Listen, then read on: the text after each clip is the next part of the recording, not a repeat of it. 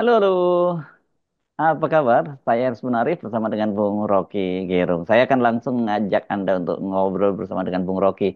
Bung Rocky, wacana pemakzulan Gibran yang disuarakan oleh para purnawirawan TNI ini terus bergulir. Dan kalau saya amati arus besar publik, mayoritas itu ya mendukung. Sementara pendukung Jokowi seperti yang daihatnya seperti Luhut, misalnya dengan keras mengecam aksi itu dan bahkan dia menyebutnya sebagai kampungan. Ya pasti soal eh, ijazah. Jadi semua isu tentang Presiden Jokowi, mantan Presiden Jokowi dan Gibran itu akan terus-menerus jadi pusat pemberitaan. Kenapa? Karena Presiden Prabowo juga ia membuat semacam ya kontroversi kecil lah. Kan Pak Prabowo tidak melarang tapi juga menganggap bahwa ada bagian-bagian yang mungkin belum tepat gitu. Jadi tetap isu ini justru jadi semacam persaingan headline antara Pak Prabowo dan Pak Jokowi. Bahwa ada Pak Luhut yang menganggap bahwa itu kampungan, ya biasalah itu variasi di dalam duel argumentasi itu. Bahwa kemudian bahkan Yeni Wahid disebut-sebut, padahal Yeni pasti ditanya wartawan, Mbak Yeni itu lalu berkomentar. Jadi semua komentar akan dikumpulkan, terutama komentar dari ya public figure ya, Mbak Yeni juga pasti public figure tuh dalam pengertian politik ya. Tetapi yang lebih penting adalah menunggu satu fakta baru ketika proses hukum itu bisa dimulai. Nah di situ kita mungkin mulai berbicara tentang apakah sesuatu yang dilegalkan atau dimungkinkan secara konstitusi itu bisa batal secara politik atau sebaliknya. Apa yang didukung secara politis pasti akan ada jalan secara konstitusi. Kan begitu politiknya. Ya kalau di negara hukum ya pasti pakai konstitusi itu. Tetapi kondisi politik juga bisa menghasilkan energi yang lain. Kalau konstitusi, wah itu menentukan sekali kalau betul-betul tidak ada problem moral misalnya dalam tuntutan itu. Dalam tuntutan tentang Pak Jokowi itu soalnya adalah legitimasi beliau dipertanyakan. Kenapa legitimasi beliau dipertanyakan? Karena sifat berbohong itu sudah melekat pada Jokowi. Jadi orang menganggap ya udah ada hal lain pada Pak Jokowi yaitu soal ya perbuatan tercelah lah kira-kira begitu. Lalu Gibran juga dianggap begitu. Jadi soal ijazah itu cuma fasilitas untuk meloloskan semacam ketidaksukaan publik pada pemimpin yang berbohong. Jadi ini sepenuh-penuhnya adalah moral call, panggilan moral tuh. Maka apapun itu akan dilabrak oleh panggilan moral. Ya mungkin kalah secara legal sehingga tidak boleh diproses, tetapi sejarah sudah mencatat bahwa ada presiden yang dipersoalkan oleh warga negara selama 2 tahun dan dia menunda menjawab itu, dan jawabnya itu adalah bawa ke pengadilan. Padahal dengan mudah dia jawab 2 tahun lalu, ini loh ijazah saya, itu selesai semua kan.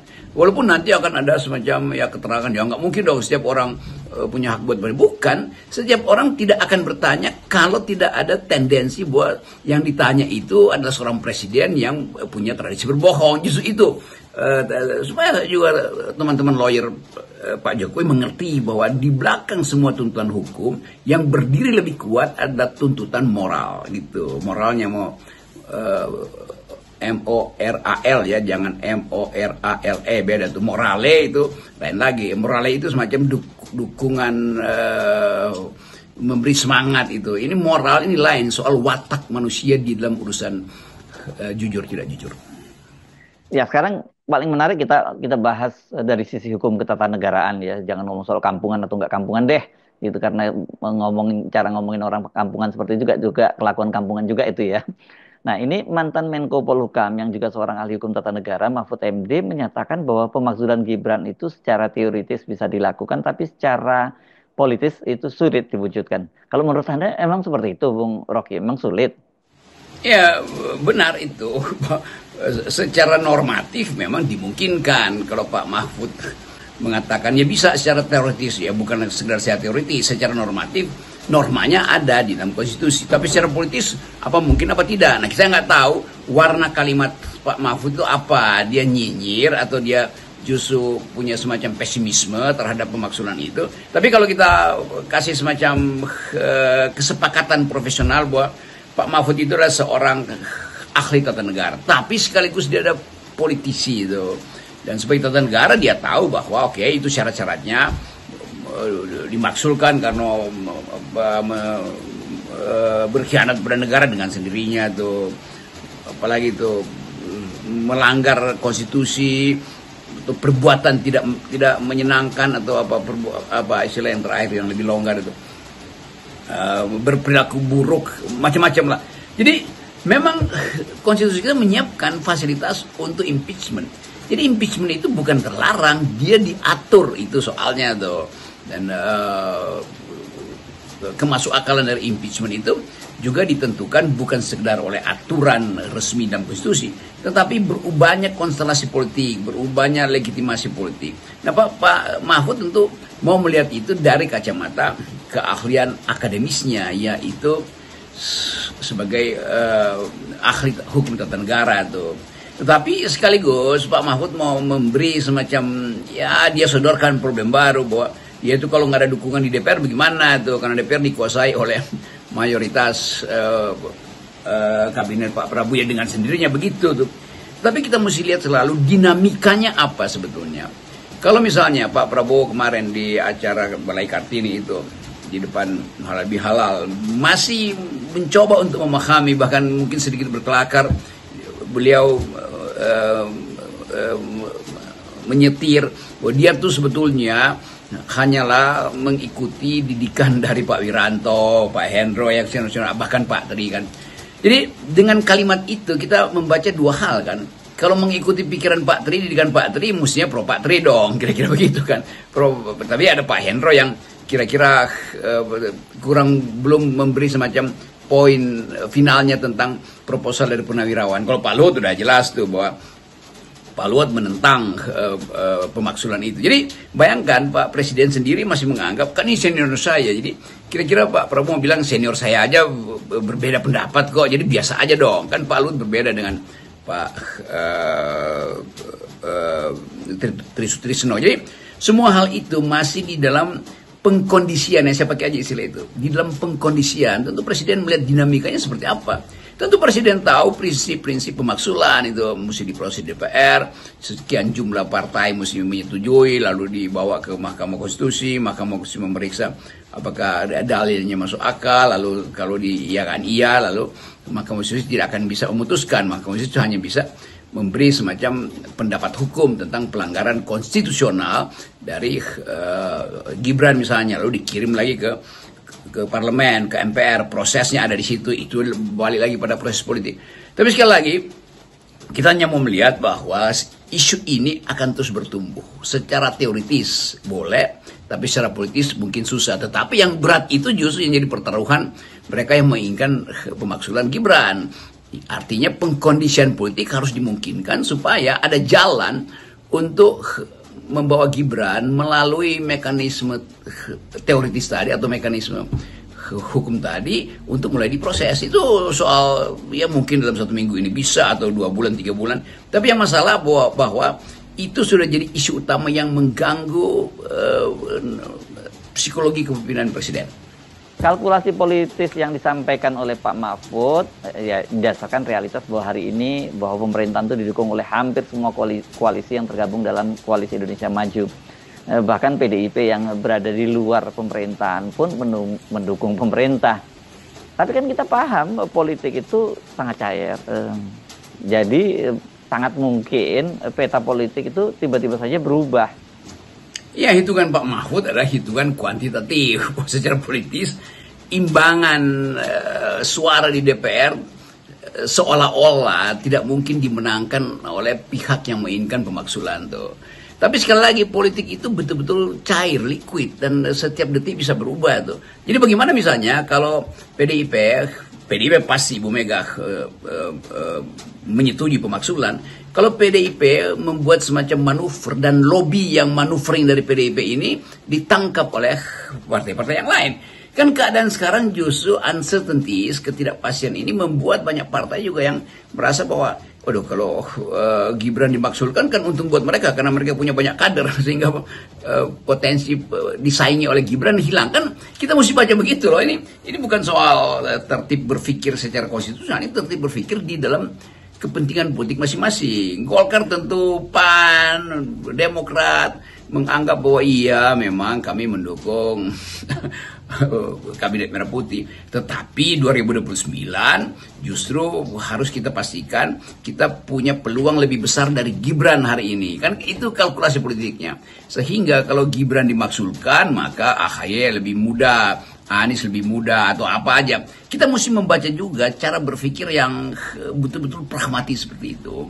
Dan itu dengan mudah orang teliti. Jadi kalau Pak Mahfud menganggap bahwa secara politis tidak mungkin, justru secara politis itu makin mungkin karena berebut peluang di 2029 tuh. Jadi kelihatannya itu, saya hanya bisa ucapkan itu sambil menghormati pandangan dari Pak Mahfud. Bukan karena dia teman saya, tapi karena memang secara profesional Mahfud mesti ucapkan itu.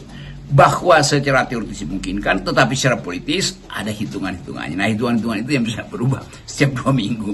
Dan kita tahu bahwa ambisi partai-partai untuk mengajukan calonnya, apalagi di urusan kepala daerah kan thresholdnya sudah diturunkan dengan akibat kemarin Anies masih bisa masuk ke Jakarta kan. Jadi kita mulai melihat bagaimana pelembagaan demokrasi itu harus dimulai dari mempertanyakan moral dari para pemimpin ini nih. Itu intinya. Kenapa? Karena kita punya lembaga-lembaga demokrasi, ada parlemen, ada pemilu, ada mahkamah konstitusi, macam-macam lembaga. Tetapi itu cuma lembaga demokrasi itu, bukan nilai demokrasi yang ada di situ. Karena sifat transaksi masih banyak. Jadi sekali lagi kita terus mau menerangkan bahwa pelembagaan demokrasi artinya pelembagaan moral politik itu dasarnya, supaya orang menghormati lembaga itu karena lembaga itu dimuliakan dengan dukungan etis dari warga negara. Nah sekarang kita mulai melihat bahwa soal ijazah palsu, soal pemaksulan Gibran karena dianggap Gibran itu disorongkan oleh ayahnya secara manipulatif. Kan ini semua satu paket yang dia akan meledak nanti ketika ada krisis ekonomi itu. Jadi bayangkan misalnya keinginan kita untuk melihat ini tenggelam sebagai isu seperti yang diinginkan oleh Pak Luhut misalnya atau beberapa pejabat, itu kelihatannya susah. Kalau ekonomi tetap memburuk, orang akan cari ini siapa yang salahnya nih. Ya, orang Indonesia selalu berpikir ini adalah kutukan yang tertunda. Ini gara-gara Jokowi cawe-cawe kita kehilangan kesempatan untuk memperbaiki ekonomi. Apalagi nanti 2029 cawe-cawe Jokowi masih akan berlangsung, lalu Gibran akan jadi presiden, atau Gibran tidak perlu tunggu 2009, kalau ada kecelakaan politik di dalam kabinet Prabowo dia akan muncul karena konstitusi bilang begitu. Nah semua ini kan mengkhawatirkan, termasuk atau apalagi para purnawirawan yang melihat jebakan-jebakan Batman di dalam proses suksesi di 2029 nanti. Jadi saya kira itu inti soalnya tuh. Bung Rocky, Anda kan sering menyatakan bahwa politik itu is the art of attacking impossible, gitu ya. Jadi dalam politik segala yang tidak mungkin itu bisa saja dimungkinkan. Jadi artinya kalau orang selalu menganggap nggak mungkin Gibran itu dijatuhkan karena dia sekarang ini didukung oleh pemerintahan yang sangat kuat dan sangat solid, saya kira nggak gitu-gitu amat ya. Kalau kita lihat perubahan-perubahan atau dinamika politik yang sekarang ini terjadi, sangat mungkin tiba-tiba semuanya itu berubah, berbalik begitu ya, berubah 180 derajat. Saya kira kita mesti ingat bahwa politik itu adalah politik bukan siapa namanya Harold Laswell dulu yang dikutip-kutip oleh setiap mahasiswa politik, mahasiswa ilmu pemerintahan, who gets what, when, and how. Siapa dapat apa, kapan, dan bagaimana. Itu standarnya begitu. Tetapi kalau kita lihat misalnya politik dalam pengertian yang lebih sublim, politik itu adalah the art of attacking the impossible, gitu. Bukan the art of the possible, bukan seni tentang yang mungkin, tapi bahkan seni untuk melawan yang tidak mungkin. Jadi yang tidak mungkin secara politik justru bisa dimungkinkan karena keinginan untuk mencari wilayah yang lebih etis di situ tuh. Jadi balik lagi pada pikiran Pak Mahfud, secara teoritis bisa, tapi secara politis mungkin susah. Nah, yang susah itu yang justru hendak diakali, bukan diakali, diupayakan supaya dimudahkan. Nah, itu yang menyebabkan isu tentang fufu-fafa, isu tentang ijazah palsu, isu tentang SMK, isu tentang bahkan ijazah, bukan sekedar ijazah UGM, tapi ijazah SMA Pak Jokowi itu juga sudah dilaporkan. Jadi saya menghitung bahwa di dalam kira-kira 2 minggu terlalu lama, dalam 1 minggu ini Presiden akan bicara tuh. Dan di situ bisa kita lihat konstelasi sebetulnya di dalam kabinet Pak Prabowo itu bagaimana. Jadi karena Pak Prabowo tetap harus menghitung kekuatan beliau apa itu di bidang keamanan dalam negeri dan di bidang pertahanan. Jadi soal Panglima Polri, Panglima Kapolri, Panglima TNI, semua itu kan kalkulasi-kalkulasi yang harusnya kuantitatif, karena bagaimanapun Presiden ada di dalam upaya mencari keseimbangan baru setelah dia 6 bulan memerintah tuh. Nah, soal ekonomi ya diserahkan pada teknokratnya, sementara Pak Prabowo sebagai Presiden tetap memantau apakah ekonomi ini jalan sesuai dengan ide-ide kerakyatan dia. Itu yang membuat Presiden kemarin masih dengan sangat kuat menekankan bahwa saya akan mengejar para koruptor, saya ingin mereka bayar apa yang mereka rampok dari negeri ini. Nah, itu sebetulnya sinyal politik itu. Nah, di dalam upaya itu tentu akan ada reaksi balik dari mungkin para koruptor akan bersekutu lagi, oligarki akan membantu. Karena bagaimanapun yang kita sebut oligarki, capital itu dia akan lihat celah yang memungkinkan dia mengatur regulasi kan. Ya dia nggak ada urusan dengan konstitusional tidak konstitusional, yang penting kapital itu bisa diselamatkan. Demikian juga para koruptor ini akan fight back. Jadi kelihatannya Pak Prabowo itu sedikit menunda, karena itu beliau akan mendeteksi apa kepentingan dari purnawirawan mengucapkan itu dan apa kepentingan dari purnawirawan lain yang menghendaki supaya isu-isu itu tidak harus diekspos berlebihan. Jadi memang ada sebetulnya semacam perbedaan di kalangan purnawirawan, dan Pak Prabowo tentu tahu bukan sekedar dari koran, tapi pasti dia punya kemampuan untuk melihat apa sih sebetulnya isi pikiran dari Pak Luhut, apa isi pikiran dari Pak Tirta Sutisno, dan bagaimana hubungan antara pikiran itu dengan keresahan politik yang diam-diam makin lama makin terucap tuh dari kalangan masyarakat sipil tuh. Jadi sekali lagi kita coba lihat itu dari perspektif multivariabel, dan hanya dengan itu kita bisa coba untuk mendeteksi bahwa dinamika politik ini dia mesti ada jalan keluarnya. Kalau enggak Pak Prabowo justru akan tersandra, bukan disandra, tersandra oleh publik yang terus mempersoalkan legitimasi dari saudara